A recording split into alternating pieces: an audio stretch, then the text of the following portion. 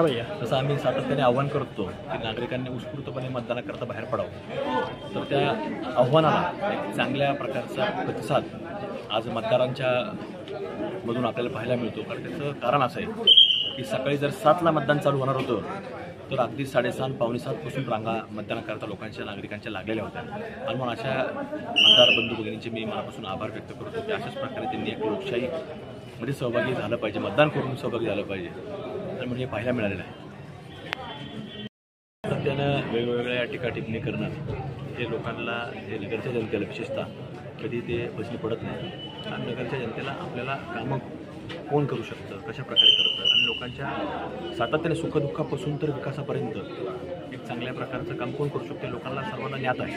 त्यामुळे हा काही नवीन विषय नाही। त्यामुळे लोकांना या ज्या कॅसेट चालतात त्या जुन्या 35 वर्षापासून त्याच चालू आहेत आणि ह्याच्या अगोदर 2 वेळेला मी निवडणूक उभं राहिला ते लोकांनी नाकारलेला आहे। पण तोच विषय पुन्हा परत आणले त्यामुळे लोकांना फार फार देतात असाही विषय नाही। त्यामुळे त्याला कुठेही जनतेमध्ये त्याला प्रतिसाद नाही।